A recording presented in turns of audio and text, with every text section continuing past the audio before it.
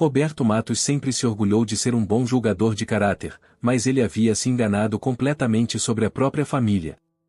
A ironia não lhe escapou enquanto jazia na escuridão total, seu terno caro agora amassado e sujo, seu Rolex marcando segundos preciosos em uma caixa de madeira a 2 metros do chão. Tudo começou 3 semanas atrás, durante o jantar de domingo em sua mansão no Morumbi. Seu sobrinho Daniel estava estranhamente calado, beliscando sua picanha, enquanto sua irmã, Sara, não parava de checar o celular. Roberto deveria ter notado os sinais, mas estava ocupado demais falando sobre o Novo Testamento que acabará de assinar. Erro bobo. Tio Beto, o senhor sabe que sempre fomos gratos por tudo que fez por nós, Daniel havia dito, a voz cautelosa. Sara concordou, seus dedos bem cuidados tamborilando na mesa de mogno. Eles cresceram em sua casa depois que os pais morreram naquele acidente de carro 15 anos atrás. Ele os criou, pagou a faculdade, deu-lhes empregos em sua firma de investimentos. Claro, Daniel. Vocês dois são como meus próprios filhos, Roberto havia respondido, cortando seu bife. Ele nunca se casou, nunca teve filhos. Esses dois eram seu legado, seus herdeiros. Ou assim ele pensava. A conversa que se seguiu deveria ter sido seu primeiro sinal de alerta. Sara mencionou como devia ser difícil para ele gerenciar tudo sozinho aos 62 anos. Daniel sugeriu que talvez fosse hora de pensar em se aposentar, deixando a geração mais jovem assumir. Eles estavam tão preocupados com a saúde dele, seus níveis de estresse, suas longas horas no escritório. A gente só se preocupa com o senhor, tio Beto, Sara havia dito, seus olhos verdes cheios do que ele agora percebia ser uma falsa preocupação. O senhor trabalha demais. Merece aproveitar seus anos dourados. Ele riu, disse-lhes que não estava pronto para diminuir o ritmo ainda. A empresa era seu xodó, o trabalho de sua vida. A Matos e Associados havia crescido de uma pequena firma de investimentos para um grande player no mundo financeiro, valendo mais de 50 milhões de reais. Ele não ia entregá-la só porque havia chegado aos 60. Naquela noite, ele foi para a cama se sentindo bem com o jantar em família, por ter pessoas que se importavam com ele. 3 dias depois, recebeu um telefonema de Daniel pedindo para se encontrarem no antigo distrito de armazéns no centro da cidade. Algo sobre um potencial investimento imobiliário, uma propriedade que poderia ser perfeita para seus planos de expansão. Roberto dirigiu até lá sozinho, estacionando sua Mercedes perto dos prédios abandonados que margeavam a Avenida Ribeirão. A área já havia sido industrial, mas a maioria das fábricas havia fechado anos atrás. Agora eram apenas terrenos vazios e concreto desmoronado, o tipo de lugar que os incorporadores evitavam ou viam como minas de ouro. Daniel o esperava perto de uma cerca de arame, usando jeans e um boné de beisebol em vez de seu traje de negócios habitual. Obrigado por vir, tio Beto. Sei que parece estranho, mas confie em mim desta vez. A próxima coisa que Roberto se lembrava era de acordar em escuridão absoluta, a cabeça latejando do que quer que tivessem usado para nocauteá-lo. Suas mãos estavam amarradas, a boca amordaçada com fita, e ele estava deitado no que parecia uma caixa de madeira mal maior que seu corpo. O cheiro de terra fresca encheu suas narinas, e a terrível constatação o atingiu como um trem de carga. Eles o haviam enterrado vivo. Ele havia gritado até a garganta ficar rouca, mesmo com a fita na boca. Ele chutou e socou as paredes de madeira até seus nós dos dedos sangrarem. Mas o som foi abafado, absorvido pela terra acima dele. Ninguém podia ouvi-lo. Ninguém estava vindo.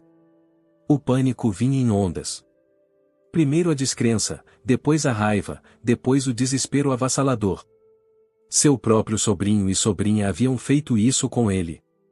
As crianças que ele havia criado, amado, sustentado. Eles o drogaram e o enterraram em algum terreno esquecido por Deus, provavelmente já fazendo planos para declará-lo desaparecido, talvez morto. Horas se passaram, ou talvez dias. O tempo não tinha significado na escuridão. Seu relógio havia parado de funcionar, provavelmente danificado durante a luta que ele não conseguia lembrar.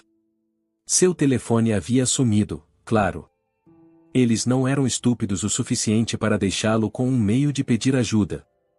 Ele pensou no testamento que havia assinado semanas antes.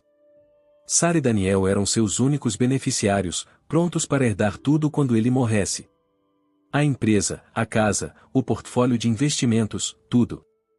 50 milhões de reais divididos entre duas pessoas que aparentemente haviam decidido que não queriam esperar que ele morresse naturalmente. Talvez ele devesse ter previsto isso. Daniel andava fazendo muitas perguntas sobre o negócio ultimamente, querendo saber sobre contas de clientes e estratégias de investimento. Sara andava o pressionando para atualizar seu planejamento patrimonial, sugerindo que ele trabalhasse com o amigo advogado dela em vez de seu advogado de longa data. Eles estavam se posicionando, aprendendo o que precisavam saber para assumir quando ele se fosse. O pior não era a traição, embora isso doesse profundamente. Era a solidão. Deitado ali no escuro, Roberto percebeu que não tinha mais ninguém. Nenhuma esposa, nenhum filho, nenhum amigo próximo que sentiria sua falta imediatamente. Seu círculo social consistia principalmente de sócios de negócios e conhecidos do clube. Pessoas que talvez se perguntassem onde ele estava depois de 1 ou 2 semanas, mas não pensariam em chamar a polícia. Daniel e Sara provavelmente poderiam manter a farsa por meses. Dizer às pessoas que ele estava viajando, tirando um tempo de folga, finalmente aprendendo a relaxar como eles vinham sugerindo. Até que alguém desconfiasse, eles teriam tido tempo de sobra para transferir bens, mudar senhas e se tornar indispensáveis às operações da empresa. Ele havia facilitado demais para eles. Todos aqueles anos tratando-os como seus próprios filhos, dando-lhes acesso a tudo, confiando cegamente. Ele havia assinado sua própria sentença de morte sendo um bom tio. A caixa de madeira parecia menor a cada hora que passava, o ar mais rarefeito e viciado. Roberto tentou manter a calma, pensar em uma saída, mas a escuridão estava começando a pregar peças em sua mente. Ele ouvia sons que não existiam, via luzes que não podiam existir. Seu corpo doía por ficar no espaço apertado, sua boca estava seca como areia, e a fome começava a roer seu estômago. Não era assim que ele imaginava que sua vida terminaria. Ele sempre imaginou que morreria pacificamente em seu sono, talvez em sua própria cama cercado pela família que ele havia cuidado. Em vez disso, ele morreria sozinho no escuro, morto pelas próprias pessoas que mais amava no mundo. A ironia era amarga o suficiente para sufocar. Roberto havia começado a aceitar que morreria ali quando ouviu o primeiro som de raspagem acima dele. A princípio, pensou que sua mente estava pregando peças novamente. A escuridão vinha brincando com sua cabeça por dias, fazendo ouvir vozes e ver flashes de luz que não poderiam ser reais. Mas esse som era diferente. Rítmico. Deliberado. Alguém estava cavando. Ele prendeu a respiração, com medo de que se mover ou fazer barulho pudesse afastar quem estivesse lá em cima. A raspagem continuou, ficando mais próxima, a terra caindo por pequenas frestas nas tábuas de madeira acima de sua cabeça. Então ele ouviu uma voz, jovem e feminina, falando sozinha. "O que diabos isso está fazendo aqui?" a voz murmurou. "O chão está todo bagunçado como se alguém já tivesse cavado." O coração de Roberto batia tão forte que ele tinha certeza de que o denunciaria. Ele queria gritar, bater na madeira, fazer qualquer coisa para que ela soubesse que ele estava ali. Mas algo o deteve. E se ela se assustasse e fugisse? E se ela pensasse que ele era algum tipo de criminoso enterrado ali por algum motivo? A escavação continuou. A garota continuou falando sozinha, reclamando de como a terra era dura, perguntando-se por que alguém enterraria lixo em um terreno vazio. Ela não tinha ideia de que estava salvando a vida de um homem a cada pá cheia de terra que ela movia. "Isso é melhor não ser algum animal morto", ela disse, e Roberto quase riu apesar de tudo. Se ela soubesse. Quando a pá finalmente atingiu a madeira, o som ressoou como um sino de igreja. A escavação parou abruptamente, e Roberto podia praticamente sentir a confusão da garota através da terra acima dele. "O que?" ela disse, e então houve mais escavação frenética, mais rápida agora, como se ela tivesse percebido o que poderia ter encontrado. Quando a tampa de madeira finalmente se abriu e Roberto viu seu primeiro vislumbre de luz do dia em dias, ele pensou que poderia estar alucinando. O rosto que o olhava pertencia a uma garota que não devia ter mais de 13 ou 14 anos, com cabelos castanhos emaranhados e sujeira borrada nas bochechas. Ela era magra como um graveto, usando um moletom grande que já vira dias melhores e jeans com buracos nos joelhos. Eles se entreolharam por um longo momento, ambos muito atordoados para falar. Então a garota tropeçou para trás, deixando cair sua pá improvisada. "Puta que pariu", ela sussurrou. "Você está vivo."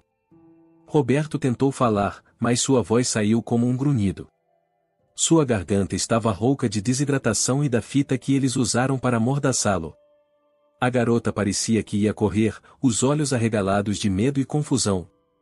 "Espere", ele conseguiu sussurrar. "Por favor, não vá." Ela hesitou, olhando ao redor do terreno vazio como se esperasse que alguém pulasse e explicasse o que estava acontecendo. Eles estavam em uma área industrial nos arredores de Campinas, cercados por prédios abandonados e ervas daninhas. Não era o tipo de lugar onde as pessoas geralmente procuravam ajuda. "Quem é você?", ela perguntou, mantendo distância. "Por que você estava enterrado aí?" Roberto tentou se sentar e imediatamente se arrependeu. Cada músculo em seu corpo gritava em protesto, e sua cabeça parecia que alguém estava batendo nela com um martelo. Ele estava deitado naquela caixa apertada por pelo menos 3 dias, talvez 4. Seu corpo não estava cooperando com sua necessidade desesperada de sair daquele buraco. A garota o observou lutar por um momento, então pareceu tomar uma decisão. Ela se aproximou, oferecendo-lhe a mão. "Vamos, velhote. Vamos tirar você daí antes que alguém volte." Sua mão era surpreendentemente forte para alguém tão pequena, e entre os dois, eles conseguiram tirar Roberto do que teria sido sua sepultura.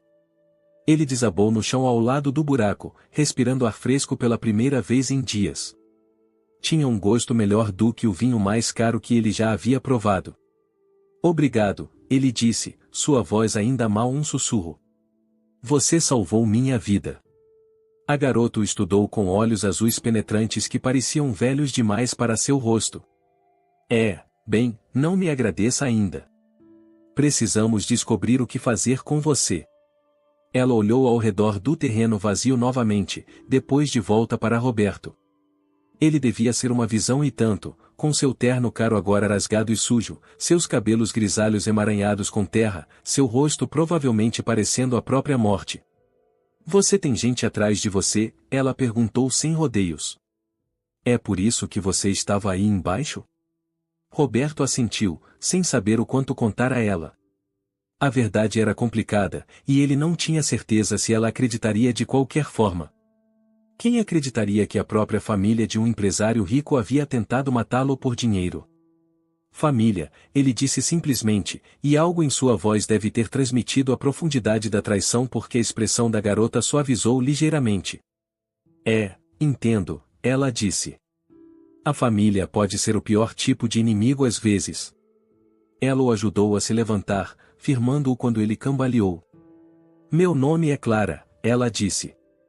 "E você está com uma aparência horrível, então precisamos te limpar e te alimentar antes que você caia duro." "Roberto", ele respondeu. "E não tenho para onde ir. Eles provavelmente pensam que estou morto a esta altura, e se me virem..." Clara assentiu como se entendesse perfeitamente. Ir para casa não é uma opção." "Eu imaginei." Ela o examinou de cima a baixo, observando suas roupas e relógio caros. "Você tem dinheiro com você?" Roberto verificou os bolsos e descobriu que sua carteira havia sumido, junto com seu telefone e chaves. Daniel e Sara haviam sido minuciosos. "Não, eles levaram tudo." "Claro que sim." Clara encolheu os ombros como se fosse apenas mais uma terça-feira para ela. "Bem, sorte sua que eu sei como viver sem nada. Vamos, há um posto de gasolina antigo a cerca de 1 quilômetro daqui onde podemos passar a noite." Enquanto se afastavam do terreno, Roberto continuava olhando por cima do ombro, meio esperando ver o carro de Daniel ou Sara chegando. Mas a área permaneceu vazia, apenas concreto quebrado e ervas daninhas balançando na brisa da tarde. "Como você me achou?", ele perguntou enquanto caminhavam. Clara chutou uma lata enferrujada, fazendo-a tilintar no chão. Eu não estava procurando por você, se é isso que você quer dizer. Eu estava verificando o terreno, vendo se havia algo útil enterrado lá. Às vezes, as equipes de construção despejam coisas e se esquecem delas. Ela o olhou de soslaio. Acho que encontrei algo útil afinal. Você mora por aqui? Eu moro onde posso, ela disse, com naturalidade. Estou sozinha há uns 2 anos. Você aprende a sobreviver, ou não? Havia algo em seu tom que disse a Roberto para não insistir em mais detalhes, pelo menos não ainda. Ela havia salvado sua vida, e agora ela o estava ajudando a se esconder. Isso era mais gentileza do que ele havia recebido de seu próprio sangue. O posto de gasolina abandonado para o qual ela o levou estava fechado há anos, mas alguém havia deixado a porta do escritório dos fundos destrancada. Clara obviamente já havia estado lá antes porque foi direto para um canto onde havia guardado alguns suprimentos, alguns cobertores, algumas latas de comida, fósforos e algumas outras coisas. Não é o Ritz, ela disse, estendendo um dos cobertores, mas é seco e ninguém te incomoda aqui. Roberto sentou-se pesadamente, seu corpo finalmente cedendo à exaustão e ao trauma dos últimos dias. Por que você está me ajudando? Ele perguntou. Clara estava abrindo uma lata de feijão com um abridor enferrujado, sem olhar para ele. Talvez porque ninguém me ajudou quando precisei, ela disse baixinho. Talvez porque você parece alguém que teve seu mundo inteiro desabado, e eu sei como é isso. Ela lhe entregou a lata e uma colher de plástico. O feijão frio parecia a melhor refeição que ele já havia provado. Além disso, ela acrescentou com um leve sorriso, não é todo dia que você desenterra um empresário enterrado. Isso meio que torna a vida interessante. Roberto acordou na manhã seguinte sentindo como se tivesse sido atropelado por um caminhão, mas pelo menos estava vivo para sentir. Clara já estava acordada, sentada perto da janela do escritório do posto de gasolina abandonado, comendo o que pareciam biscoitos velhos no café da manhã. Bom dia, raio de sol, ela disse sem olhar para ele. Você ronca, a propósito. Ele sentou-se lentamente, seu corpo ainda protestando a cada movimento. À luz do dia, ele podia ver Clara mais claramente. Ela era definitivamente mais jovem do que ele pensara a princípio, talvez 13 anos no máximo, com o tipo de consciência aguçada nos olhos que vinha de viver nas ruas. Suas roupas estavam limpas, mas gastas, remendadas em alguns lugares, e seus tênis tinham buracos que ela tentou cobrir com fita adesiva. Há quanto tempo você vive assim? Ele perguntou, aceitando os biscoitos que ela lhe ofereceu. Tempo suficiente. Ela se afastou da janela. A questão é, o que você vai fazer agora? Você não pode ficar enterrado para sempre, e não pode ir para casa. Roberto havia pensado nisso a noite toda, quando não estava tendo pesadelos sobre estar preso na caixa. Daniel e Sara provavelmente pensavam que estavam livres a essa altura. Eles tiveram tempo para começar a encobrir seus rastros, talvez até mesmo registrar um boletim de ocorrência de pessoa desaparecida para parecerem inocentes. Preciso descobrir em quem posso confiar, ele disse. Talvez meu advogado, ou alguém da empresa que não esteja conectado à minha família. Clara bufou. Problemas de rico. Deixa eu adivinhar, você tem uma empresa e tudo mais? Roberto hesitou. Ele havia sido deliberadamente vago sobre quem ele era, em parte porque não tinha certeza se ela acreditaria nele, e em parte porque ele gostava de como ela o tratava como apenas mais uma pessoa em apuros. Quando foi a última vez que alguém havia falado com ele sem querer algo? Algo assim, ele disse finalmente. Bem, enquanto você está resolvendo seus problemas de confiança, precisa aprender a ficar invisível. Não dá para você andar por aí parecendo um empresário rico que acabou de sair de uma cova. Ela estava certa. Seu terno estava arruinado, mas ainda era obviamente caro. Seus sapatos sojinhos provavelmente custavam mais do que a maioria das pessoas ganhava em uma semana. Mesmo limpo, ele se destacaria como um polegar dolorido naquela parte da cidade. Primeiras coisas primeiro, Clara disse, levantando-se e tirando farelos de biscoito de seu jeans. Precisamos arranjar roupas diferentes para você. Há um brechó a cerca de 6 quarteirões daqui que às vezes recebe doações decentes. Eles andaram por bairros que Roberto nunca havia visto antes, embora ele tivesse vivido em São Paulo a vida toda. Prédios de apartamentos decadentes com roupas penduradas nas escadas de incêndio, armazéns com janelas gradeadas, terrenos baldios onde crianças brincavam com o que podiam encontrar. Era como descobrir um mundo totalmente diferente que existia paralelamente ao seu. Você está olhando, Clara disse quando pararam em um semáforo. Desculpe. Eu e nunca estive nesta parte da cidade antes. Ela lhe deu um olhar que era meio divertido, meio enojado. Deixa eu adivinhar. Você mora em uma daquelas casas grandes no Pacaembu ou no Morumbi, certo? Nunca teve um motivo para vir aqui onde as pessoas de verdade vivem. Roberto sentiu o rosto corar. Ela não estava errada. Sua mansão no Morumbi poderia muito bem estar em outro planeta de onde eles estavam agora. Não é que eu não me importasse, ele disse defensivamente. Eu e meu trabalho me mantinha ocupado. Bem-vindo ao mundo real, Clara disse enquanto o semáforo mudava. Tente não parecer tão chocado com tudo, ou as pessoas vão saber que você não pertence aqui. No brechó, ela o ajudou a escolher roupas que o ajudariam a se misturar, jeans usados, uma camiseta cinza lisa, uma jaqueta jeans que já vira dias melhores e um par de botas de trabalho que estavam gastas, mais confortáveis. O total ficou em menos de R$ 20, pagos com notas amassadas que Clara tirou de vários bolsos. Eu vou te pagar de volta, Roberto disse enquanto saíam da loja. Com o quê? Você está sem dinheiro, lembra? Ela o olhou de soslaio. Além disso, considere um investimento. Se você for ficar por perto, precisa não parecer alguém que vai nos fazer ser roubados. Eles passaram o resto do dia com Clara mostrando a ele o básico da sobrevivência nas ruas. Quais lixeiras atrás de restaurantes valiam a pena verificar para a comida que ainda estava boa? Quais banheiros públicos eram seguros para usar e quais evitar? Onde você poderia dormir sem ser incomodado por policiais ou pior? O truque é ser invisível, ela explicou enquanto se sentavam em um banco em um pequeno parque, compartilhando um sanduíche que ela havia comprado com seu dinheiro restante. Não faça contato visual, não cause problemas, não fique em um lugar por muito tempo. As pessoas veem o que esperam ver, e esperam que os moradores de rua sejam invisíveis, então é isso que você se torna. Roberto a observava enquanto ela falava, impressionado com como alguém tão jovem havia aprendido a navegar em um mundo tão duro.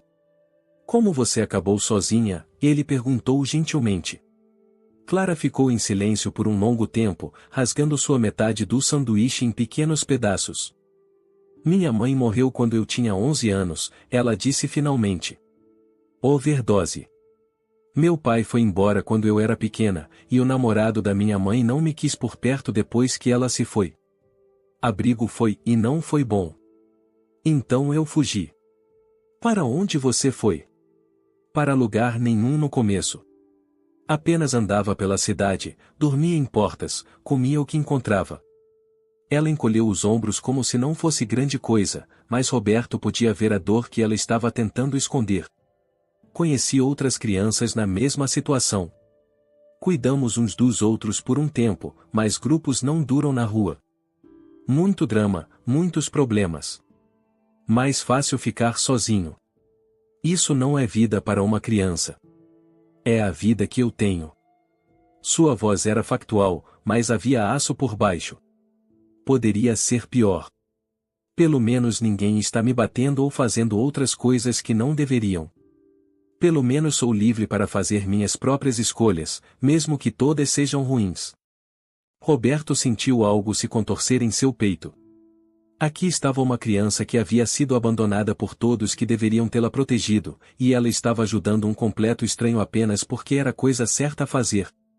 Enquanto isso, sua própria família havia tentado matá-lo por dinheiro.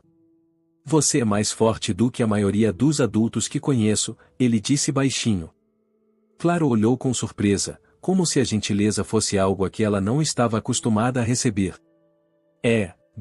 Você aprende rápido aqui fora, ou não aprende nada. Naquela noite, eles encontraram abrigo em um prédio abandonado que Clara disse ser seguro. Outras pessoas em situação de rua já haviam estado lá antes, deixando para trás alguns móveis e suprimentos que tornavam o lugar quase habitável.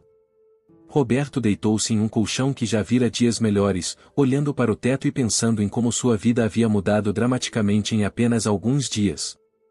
Uma semana atrás, ele era Roberto Matos, empresário de sucesso, morando em uma mansão e dirigindo uma Mercedes. Agora ele era Beto, um cara fugindo da própria família, dormindo em um colchão sujo em um prédio abandonado com uma garota de 13 anos que havia salvado sua vida. O estranho era que, apesar de tudo o que havia acontecido, ele se sentia mais desperto do que em anos. Mais presente. Quando você tinha que se preocupar com de onde viria sua próxima refeição, você não tinha tempo para pensar em relatórios trimestrais ou carteiras de investimento. Quando alguém lhe mostrava gentileza sem esperar nada em troca, isso significava algo diferente das amenidades calculadas de reuniões de negócios. Você está acordado? A voz de Clara veio do outro lado da sala, onde ela havia feito sua própria cama com cobertores e papelão. Sim. Você não era o que eu esperava quando te desenterrei. Roberto quase sorriu. O que você esperava? Não sei. Alguém mais duro, eu acho. Mais bravo. A maioria das pessoas que acabam enterradas vivas pela própria família, elas saem querendo vingança. Talvez eu queira vingança, Roberto disse. Só não sei que tipo ainda. Justo. Houve um farfalhar enquanto Clara se ajeitava em sua cama improvisada. Apenas lembre-se, vingança é um luxo. A sobrevivência vem primeiro. Roberto pensou nisso enquanto finalmente adormecia. Clara estava certa, como de costume. Daniel e Sara podiam esperar. Agora, ele tinha coisas mais importantes para resolver, como viver em um mundo onde as pessoas se ajudavam apenas porque podiam, não porque havia algo para elas. Foi uma educação estranha para um homem que pensava que já sabia tudo sobre a vida. No final de sua primeira semana nas ruas, Roberto havia aprendido mais sobre sobrevivência do que havia aprendido sobre viver em 62 anos. Clara era uma boa professora, paciente quando ele cometia erros e rápida para corrigi-lo quando ele fazia algo que pudesse chamar a atenção. Mas ela também estava ficando inquieta. Não podemos continuar fazendo isso para sempre, ela disse uma manhã enquanto estavam sentados na porta de uma livraria fechada, observando os primeiros passageiros apressados com seus cafés e pastas. O inverno está chegando, e essa situação só funciona quando está quente o suficiente para dormir ao ar livre. Roberto sabia que ela estava certa. Era meados de setembro, e as noites já estavam ficando mais frias. Ele havia crescido no interior de São Paulo, ele sabia o que o inverno poderia fazer com pessoas sem abrigo adequado. Mas mais do que isso, ele podia ver a tensão que isso estava causando em Clara. Ela estava se virando bem sozinha antes que ele aparecesse, mas agora ela estava cuidando de duas pessoas em vez de uma. Tenho pensado nisso, ele disse, puxando sua jaqueta jeans mais para si. Preciso entrar em contato com alguém em quem eu possa confiar.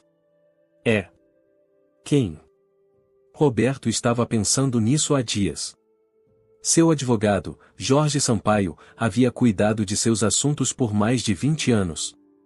Se alguém acreditaria em sua história e o ajudaria a descobrir o que Daniel e Sara estavam aprontando, seria Jorge. O truque era fazer contato sem alertar seu sobrinho e sobrinha. Meu advogado, ele disse. Mas não posso simplesmente entrar no escritório dele. Daniel e Sara provavelmente têm pessoas observando qualquer um que eu possa contatar. Clara sentiu como se isso fizesse todo o sentido para ela.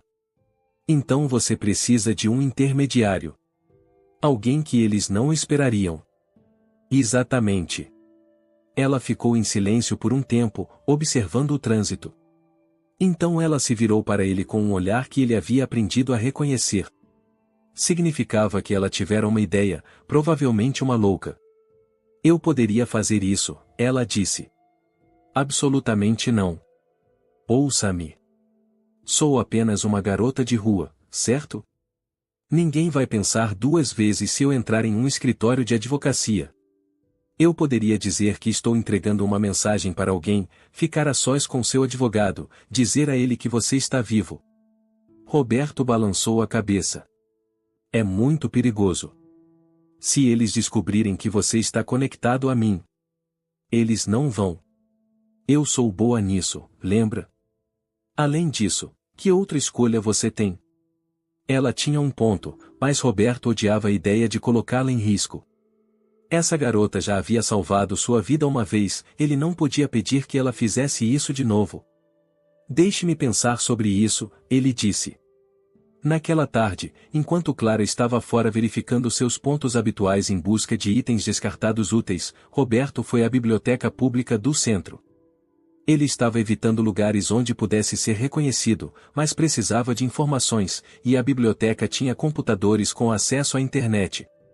Usando uma conta de convidado, ele procurou notícias sobre si mesmo. O que ele encontrou fez seu sangue gelar. As manchetes estavam por toda parte: empresário proeminente desaparecido, buscas continuam por Roberto Matos, família teme o pior. Daniel e Sara haviam desempenhado seus papéis perfeitamente. Em entrevista após entrevista, eles pareciam arrasados com o desaparecimento de seu tio. Sara até chorou na câmera, falando sobre o quanto ele significava para eles, o quanto estavam preocupados. Mas foi a notícia financeira que realmente chamou sua atenção. As ações da Matos e Associados sofreram um golpe inicial quando a notícia de seu desaparecimento foi divulgada, mas se recuperaram rapidamente. Daniel foi citado dizendo que, embora todos esperassem o retorno seguro de Roberto, a empresa estava em boas mãos e continuaria a operar normalmente. Eles já estavam se posicionando como os sucessores naturais. Daniel havia sido nomeado CEO interino, com Sara cuidando do lado financeiro. O conselho de diretores, a maioria dos quais Roberto havia escolhido a dedo ao longo dos anos, parecia estar acompanhando a transição sem problemas. Roberto aprofundou-se, examinando os registros financeiros que estavam disponíveis publicamente. Na semana anterior, houve várias transações significativas. Nada ilegal na superfície, mas padrões que sugeriam que Daniel e Sara estavam agindo rapidamente para consolidar seu controle. Eles não estavam apenas esperando que ele fosse declarado morto. Eles estavam ativamente assumindo sua vida.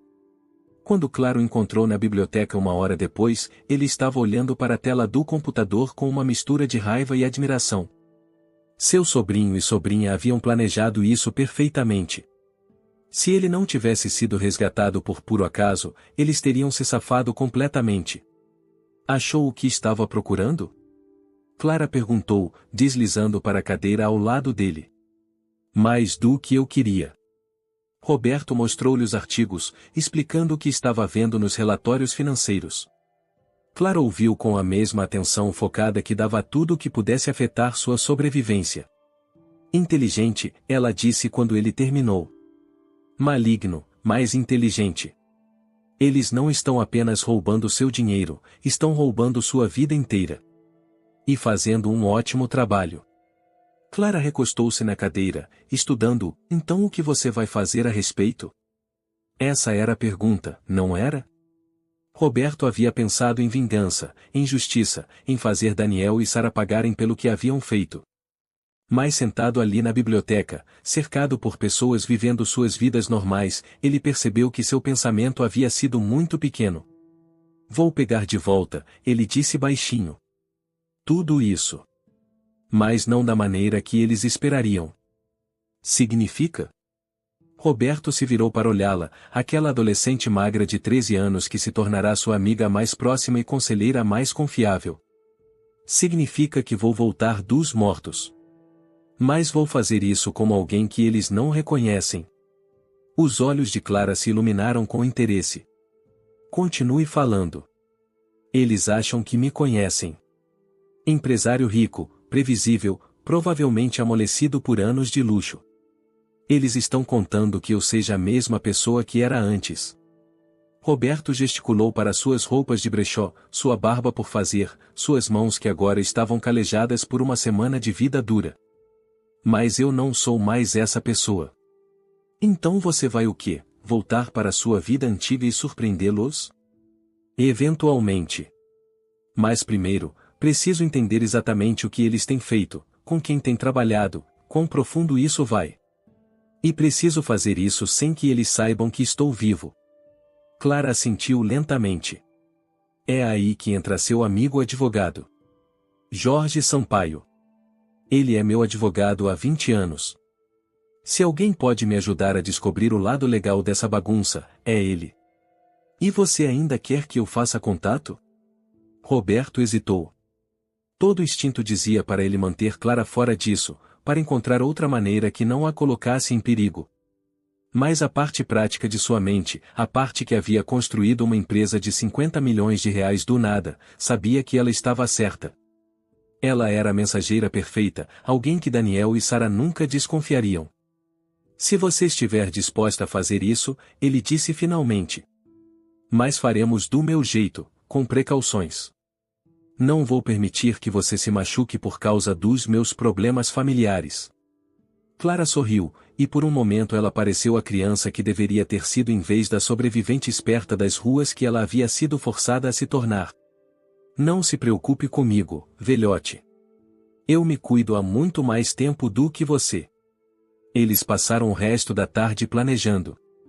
Roberto escreveu uma mensagem detalhada para Jorge, incluindo informações que só ele saberia, detalhes que provariam que ele estava vivo e que aquilo não era algum tipo de golpe.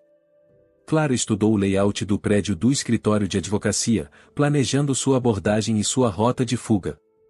Você realmente acha que isso vai funcionar? Ela perguntou enquanto voltavam para seu esconderijo atual, um armazém abandonado perto dos trilhos do trem. Eu acho que é nossa melhor chance, Roberto respondeu. Jorge é um bom homem. Se alguém pode nos ajudar a descobrir como vencer Daniel e Sara em seu próprio jogo, é ele. Naquela noite, enquanto se acomodavam em suas camas improvisadas, Roberto se pegou pensando em algo que Clara havia dito antes. Ela estava certa de que Daniel e Sara não estavam apenas roubando seu dinheiro. Eles estavam roubando sua identidade inteira, apagando-o de sua própria vida. Mas eles cometeram um erro crucial. Eles assumiram que enterrá-lo seria suficiente, que ele morreria ali ou rastejaria de volta como o mesmo homem quebrado que eles traíram. Em vez disso, eles criaram algo com o qual não estavam preparados para lidar, uma versão de Roberto Matos que não tinha mais nada a perder e tudo a ganhar. Clara saiu para o centro de Campinas às 8 da manhã, vestida com as roupas mais limpas que possuía e carregando um envelope pardo com a mensagem de Roberto dentro. Ela havia praticado sua história uma dúzia de vezes, e ela estava entregando uma mensagem para um homem que não podia vir pessoalmente, e era importante que ela falasse diretamente com o Sr. Sampaio. Roberto esperou no armazém, andando de um lado para o outro entre pilhas de velhos contêineres de transporte. Ele nunca se sentiu tão impotente em sua vida. Na semana passada, ele havia aprendido a confiar nas habilidades de Clara na rua, mas isso era diferente. Este era o mundo dele em que ela estava entrando, cheio de pessoas que poderiam reconhecê-la mais tarde, câmeras de segurança que gravariam seu rosto, recepcionistas treinadas para fazer perguntas.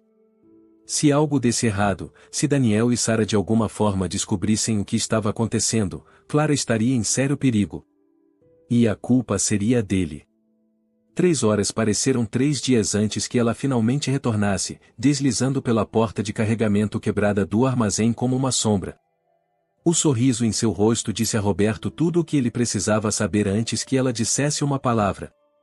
Missão cumprida, ela anunciou, tirando um envelope lacrado de dentro da jaqueta. Seu amigo advogado quer te encontrar esta noite. As mãos de Roberto tremeram ligeiramente ao abrir a resposta de Jorge. A caligrafia era definitivamente de seu advogado, e o tom era puro Jorge Sampaio, cauteloso, profissional, mas claramente abalado. Roberto, se este é realmente você, graças a Deus você está vivo. Daniel veio ao meu escritório ontem perguntar sobre seu testamento e alguns arranjos comerciais. Algo parecia errado em toda a conversa. Encontre-me na antiga lanchonete na Rua das Palmeiras esta noite às 9. Venha sozinho, e pelo amor de Deus, tome cuidado. Se o que esta jovem lhe disse é verdade, você está em mais perigo do que imagina. Jorge. Ele acreditou em você, Roberto disse, olhando para Clara com espanto. Claro que sim. Posso ser muito convincente quando preciso. Ela se jogou na caixa que eles estavam usando como cadeira. Belo escritório, a propósito. Bem chique. A recepcionista tentou me enrolar, mas eu disse a ela que era sobre um caso de pessoa desaparecida e que eu esperaria o dia todo se fosse preciso. Você não teve nenhum problema? Não. Embora tenha havido um momento estranho quando eu estava saindo. Vi um cara no saguão que me pareceu familiar, mas não consegui identificá-lo. Clara franziu a testa, tentando se lembrar. Rapaz jovem, terno caro, meio arrogante. O sangue de Roberto gelou. Cabelo castanho, cerca de 1,80 m, provavelmente dirigindo um BMW? Parece certo. Você o conhece? Esse é Daniel. Meu sobrinho. Roberto começou a andar de novo, sua mente acelerada. O que ele estava fazendo lá? Talvez a mesma coisa que eu. Talvez ele esteja de olho no seu amigo advogado, garantindo que ninguém o contate sobre você. O pensamento deixou Roberto enjoado. Se Daniel estava vigiando Jorge, então a reunião desta noite poderia ser uma armadilha. Mas eles haviam chegado longe demais para recuar agora, e Jorge era seu único aliado real no mundo legítimo. Precisamos ser extremamente cuidadosos, ele disse. Se Daniel suspeitar de algo. Ei! Clara se levantou e colocou a mão em seu braço. Não se preocupe com problemas antecipadamente. Talvez o cara estivesse lá por algo completamente diferente. Pessoas ricas provavelmente precisam de advogados o tempo todo, certo? Ela estava tentando tranquilizá-lo, mas Roberto podia ver a preocupação em seus olhos. Clara havia sobrevivido nas ruas sendo paranoica, assumindo o pior e se preparando para isso. Se ela estava preocupada, ele deveria estar aterrorizado. Eles passaram a tarde explorando a área ao redor da lanchonete que Jorge havia sugerido. Era um lugar 24 horas em uma parte mais antiga da cidade, o tipo de lugar onde trabalhadores noturnos pegavam café e caminhoneiros paravam para refeições. Não era o tipo de lugar onde Roberto Matos normalmente seria visto, o que o tornava perfeito para seus propósitos. Várias saídas, Clara observou enquanto eles andavam ao redor do prédio. A porta dos fundos leva a um beco, a porta lateral vai para o estacionamento. Se as coisas derem errado, você tem opções.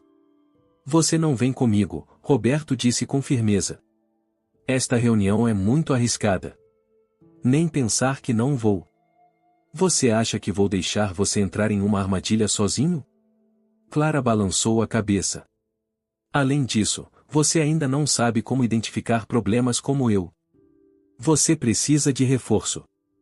Eles discutiram por 1 hora, mas Roberto finalmente cedeu. Clara estava certa de que ele ainda não era bom em ler situações perigosas, e ter alguém cuidando de suas costas fazia sentido. Eles elaboraram um plano e Clara estaria dentro da lanchonete antes que Roberto chegasse, posicionada onde pudesse ver toda a sala e todas as saídas. Se algo parecesse errado, ela o sinalizaria e ambos sairiam rapidamente. Às 8h30, Roberto entrou na lanchonete vestindo suas roupas de brechó mais limpas e um boné de beisebol puxado para baixo sobre os olhos. Clara já estava lá, sentada no balcão com uma xícara de café e um pedaço de torta, parecendo qualquer outra criança cujos pais a arrastaram para um jantar tarde. Jorge Sampaio chegou exatamente às 9, e Roberto quase não o reconheceu. Seu advogado de longa data parecia ter envelhecido 10 anos na semana passada. Seus cabelos grisalhos geralmente impecáveis estavam desarrumados, seu terno caro estava amassado e havia olheiras escuras sob seus olhos. Roberto deslizou para a cabine à sua frente, mantendo a voz baixa. Jorge. O homem mais velho o encarou por um longo momento, depois balançou a cabeça em descrença. Pelo amor de Deus, Roberto. Quando aquela garota entrou no meu escritório esta manhã, pensei que fosse algum tipo de piada cruel. Eu sei como soa. Sabe? Porque soa completamente insano. Seu próprio sobrinho e sobrinha tentaram te assassinar? Jorge inclinou-se para a frente, sua voz mal acima de um sussurro. Você tem certeza absoluta disso? Roberto contou-lhe tudo, a conversa do jantar, o encontro no armazém, acordar enterrado vivo. Jorge ouviu sem interromper, sua expressão ficando mais sombria a cada detalhe. Aqueles pequenos desgraçados, ele disse quando Roberto terminou. Eu sabia que algo estava errado quando Daniel veio me ver ontem. Ele estava perguntando sobre seu testamento, sobre o que aconteceria com a empresa se você fosse declarado morto. O que você disse a ele? A verdade. Que haveria um período de espera, investigações, papelada. Mas Roberto, ele parecia muito confiante de que esses não seriam problemas. Jorge esfregou a testa como se tivesse dor de cabeça. Ele continuava falando de você no passado, como se já tivesse aceitado que você havia partido. E a empresa? O que tem acontecido lá? Eles agiram rápido. Mais rápido do que eu esperaria. Jorge tirou uma pasta que havia trazido consigo. Transferências de ações, decisões executivas, novos contratos. Tudo perfeitamente legal na superfície, mas o momento é suspeito. Roberto examinou os papéis, reconhecendo a assinatura de Daniel em documento após documento. Seu sobrinho havia estado ocupado na semana desde o enterro, consolidando o poder e fazendo mudanças que seriam difíceis de reverter. Eles não estão apenas roubando a empresa, Roberto disse. Eles estão a remodelando completamente. E estão fazendo isso de uma forma que sugere que nunca esperaram que você voltasse. Jorge recostou-se na cabine, estudando a aparência de Roberto. Você está diferente, a propósito. Mais duro. Aprendi algumas coisas sobre sobrevivência recentemente. Bom. Por que você vai precisar dessas habilidades? Se vamos derrubar Daniel e Sarah, precisamos ser mais espertos que eles. Nós. O sorriso de Jorge era sombrio. Você acha que vou deixá-los se safar de tentar assassinar meu cliente mais antigo?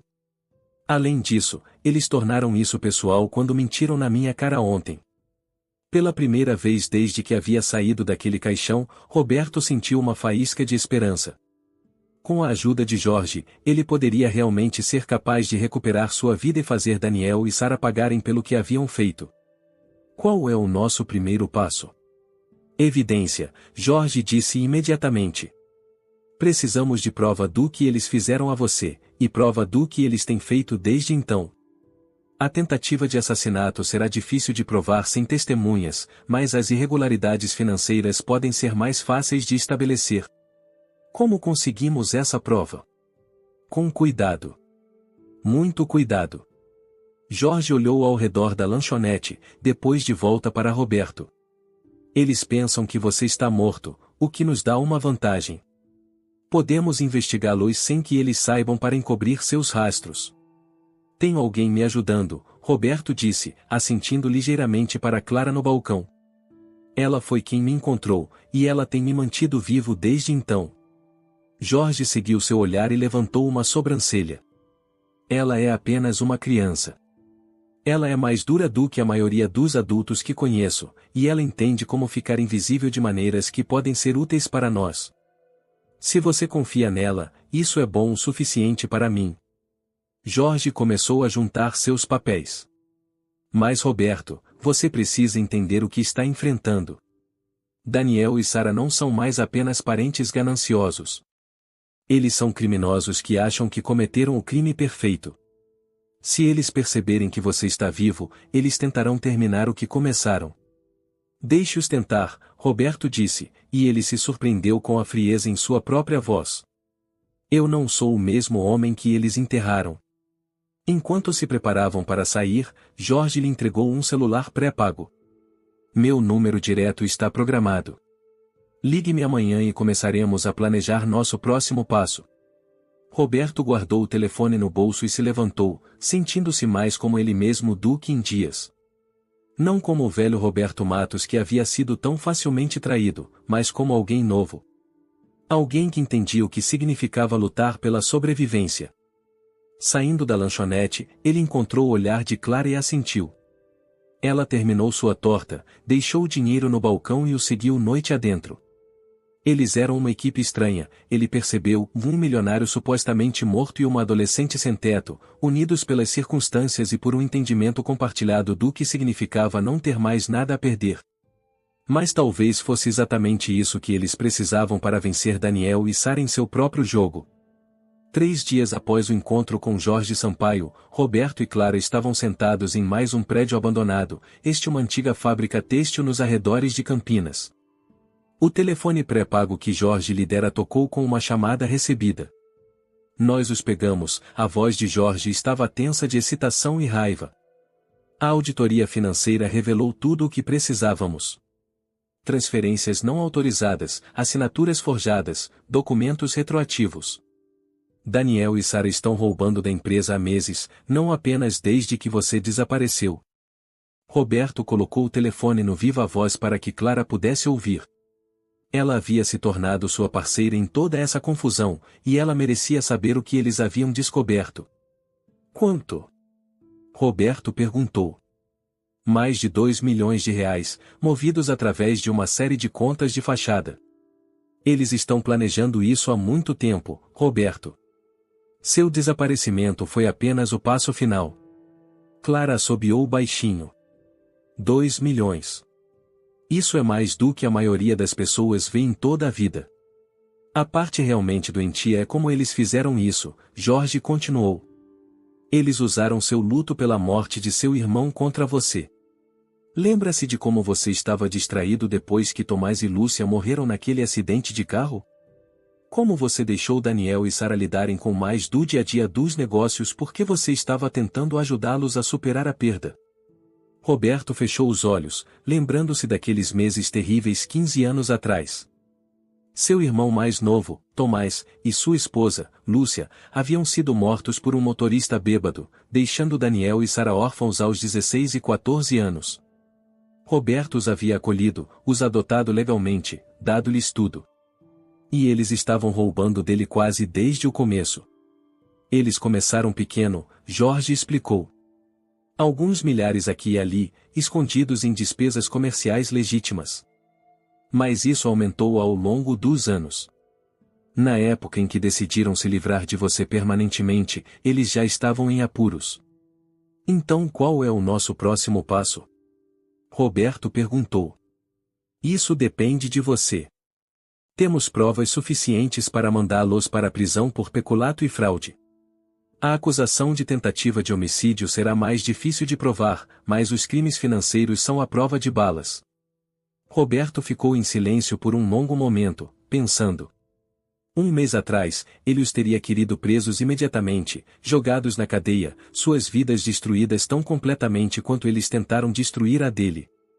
Mas viver nas ruas com Clara, ver o mundo através dos olhos dela, havia mudado algo fundamental em como ele pensava sobre justiça. Quero confrontá-los primeiro, ele disse finalmente. Roberto, isso não é seguro. Se eles perceberem que você está vivo, eles vão descobrir de qualquer forma quando apresentarmos as acusações. Mas quero ver os rostos deles quando perceberem que seu crime perfeito não era tão perfeito assim. Clara havia permanecido em silêncio durante a maior parte da conversa, mas agora ela se inclinou para a frente. Você tem certeza disso, Beto? Essas pessoas tentaram te matar uma vez. Elas podem tentar de novo. Não se fizermos certo. Roberto olhou para ela, depois para o telefone. Jorge, você pode organizar um encontro? Faça parecer um negócio de rotina, algo que eles teriam que comparecer? Suponho que eu poderia convocar uma reunião de emergência do conselho. Dizer a eles que há algumas irregularidades nas contas que precisam ser resolvidas imediatamente. Perfeito. Mas quero que seja em algum lugar público, onde eles não possam tentar nada estúpido. A sala de conferências principal da Matos e Associados, com todo o conselho presente. Roberto, pense nisso. Você estará voltando para sua vida antiga aparecendo. Jorge fez uma pausa, claramente tentando encontrar uma maneira diplomática de descrever a aparência atual de Roberto. Alguém que viveu nas ruas por 2 semanas. Roberto olhou para suas roupas de brechó, sua barba por fazer, suas mãos calejadas. Bom. Deixe-os ver no que eles me transformaram. Depois que desligaram, Clara estudou Roberto com aqueles olhos azuis penetrantes que pareciam ver tudo. Você não está realmente fazendo isso por justiça, está? Ela disse. Você está fazendo isso porque quer que eles saibam que não te quebraram. Talvez. Isso é um pensamento perigoso. A vingança deixa as pessoas estúpidas, e esses dois já são mais espertos do que você imaginava. Roberto sabia que ela estava certa, mas não conseguia evitar. Daniel e Sarah haviam roubado mais do que seu dinheiro. Eles haviam roubado 15 anos de seu amor, sua confiança, sua crença de que a família significava algo. Eles o fizeram se sentir um tolo por se importar com eles. Preciso que eles entendam que eles criaram seu próprio pior inimigo, ele disse. O Roberto Matos que eles enterraram era mole, previsível, isolado do mundo real. Mas eu não sou mais ele. A reunião do conselho foi marcada para a tarde seguinte. Roberto passou a manhã se preparando, o que principalmente envolveu se limpar o máximo possível sem realmente mudar quem ele havia se tornado. Ele manteve as roupas de brechó, mas garantiu que estivessem limpas. Ele aparou a barba, mas a deixou mais longa do que jamais a usará antes. Ele parecia uma pessoa diferente, o que era exatamente o objetivo. Clara insistiu em ir com ele, apesar de seus protestos. Eu te trouxe até aqui, ela disse. Não vou perder o grande final. Pode ser perigoso. Tudo é perigoso. Além disso, você pode precisar de reforço novamente. Jorge os encontrou do lado de fora do prédio da Matos e Associados, uma torre de vidro e aço no centro de Campinas da qual Roberto sempre se orgulhara. Agora, olhando para ela, ele sentiu como se estivesse a vendo pela primeira vez. Era bonita, impressionante, mas também fria e isolada do mundo ao seu redor. Meio que como o homem que a construíra. O conselho já está reunido, Jorge lhes disse enquanto subiam no elevador para o 20º andar. Daniel e Sarah estão aqui, junto com os outros diretores. Eu disse a eles que era sobre irregularidades financeiras, mas não dei detalhes. E a segurança? Segurança do prédio, nada mais. Se eles tentarem algo violento, haverá muitas testemunhas. As portas do elevador se abriram no andar executivo que Roberto um dia conhecera tão bem quanto sua própria casa. A recepcionista levantou os olhos quando se aproximaram, e seus olhos se arregalaram em choque. Senhor Matos? Senhor, pensamos e ouvimos dizer que o senhor estava desaparecido? Roberto sorriu sombriamente. Melhorei. A sala de conferências era exatamente como ele se lembrava, de mesa de mogno polida, cadeiras de couro, janelas do chão ao teto com vista para a cidade. Os membros do conselho já estavam sentados, seus rostos mostrando confusão e crescente espanto enquanto Roberto entrava. Mas foram as reações de Daniel e Sarah que fizeram tudo valer a pena. Daniel ficou branco como um lençol, sua boca caindo em choque. Sarah realmente ofegou, sua mão voando para a garganta como se estivesse engasgando. Por alguns segundos, nenhum deles conseguiu falar. Olá, crianças, Roberto disse calmamente, tomando seu lugar habitual na cabeceira da mesa. Sentiram minha falta? Tio Beto, Daniel gaguejou, encontrando sua voz primeiro. Meu Deus, pensamos que o senhor estava morto. Onde o senhor esteve? O que aconteceu com o senhor? Essa é uma pergunta muito interessante, Daniel. O que você acha que aconteceu comigo? Sarah havia se recuperado de seu choque inicial e agora estava estudando a aparência de Roberto com olhos calculistas. Você está diferente, ela disse cuidadosamente. Rústico. Como se tivesse passado por algo terrível. Eu passei por algo terrível. Fui enterrado vivo por pessoas em quem confiei. Pessoas que amei. A voz de Roberto era casual, mas havia aço por baixo. Engraçado sobre ser enterrado vivo, porém. Dá muito tempo para pensar sobre a vida, sobre as pessoas nela, sobre em quem você realmente pode confiar. Os outros membros do conselho estavam olhando de um lado para o outro entre Roberto e seu sobrinho e sobrinha, claramente sentindo a tensão, mas sem entender o que estava acontecendo. Roberto, disse Patrícia Brandão, a membro mais antiga do conselho, talvez você devesse nos dizer onde esteve. Todos nós estivemos muito preocupados. Eu estive recebendo uma educação, Patrícia. Aprendendo sobre o mundo real, sobre o que significa sobreviver quando você não tem nada. Roberto olhou diretamente para Daniel e Sara. Aprendendo o que a família realmente significa. Jorge deu um passo à frente e colocou a auditoria financeira sobre a mesa. Antes de entrarmos nas experiências do Sr. Matos, há algumas questões comerciais que precisam ser abordadas. Parece que houve algumas transações não autorizadas durante a ausência de Roberto. Os olhos de Daniel piscaram para os papéis, e Roberto viu algo que poderia ter sido pânico passar por seu rosto. Que tipo de transações? O tipo que manda pessoas para a prisão, Roberto disse baixinho. Diga-me, Daniel, quando você e Sara decidiram me roubar, vocês sempre planejaram me matar eventualmente? Ou foi apenas uma decisão de última hora? A sala ficou em silêncio mortal. Patrícia Brandão parecia que ia desmaiar. Sara havia ficado muito quieta, seus olhos verdes nunca deixando o rosto de Roberto. Não sei do que você está falando, Daniel disse, mas sua voz estava tremendo agora. Claro que sabe. Roberto levantou-se lentamente, seu olhar movendo-se entre seu sobrinho e sobrinha. Vocês me drogaram, me enterraram em uma caixa de madeira e me deixaram para morrer. Então voltaram aqui e começaram a bancar os parentes em luto enquanto saqueavam minha empresa. Isso é loucura, Sara disse, mas ela não soava convincente. Tio Beto, o senhor obviamente passou por algum tipo de trauma. Talvez devesse procurar um médico. Eu vi muitas coisas nas últimas 2 semanas. Vi como é a verdadeira lealdade, o que significa quando alguém te ajuda sem esperar nada em troca. Roberto olhou para Clara, que estava em silêncio perto da porta, observando tudo com aqueles olhos penetrantes. Aprendi a diferença entre pessoas que te amam e pessoas que apenas amam o que você pode dar a elas. Ele se virou para Daniel e Sara, e sua voz ficou fria. Eu sei exatamente o que vocês fizeram, e posso provar. A questão agora é se vocês querem facilitar ou dificultar.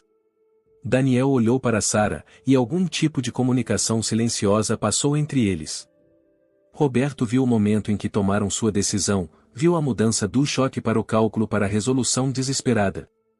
Você não pode provar nada, Sara disse, levantando-se. O que quer que você pense que aconteceu, qualquer história que você se convenceu ser verdadeira, você não tem evidências. Na verdade, temos, Jorge disse, abrindo a pasta de auditoria. Registros bancários, documentos forjados, transferências não autorizadas. 2 milhões de reais roubados ao longo de 5 anos. Isso não é assassinato, Daniel disse rapidamente. Isso é apenas desentendimentos comerciais. Você está certo, Roberto concordou. As acusações de peculato provavelmente só lhes darão de 10 a 15 anos. A acusação de tentativa de assassinato, no entanto, é prisão perpétua. Ele tirou o telefone pré-pago e mostrou-lhes um aplicativo de gravação que estava funcionando durante toda a conversa. Engraçado sobre a tecnologia moderna. Tudo é gravado hoje em dia.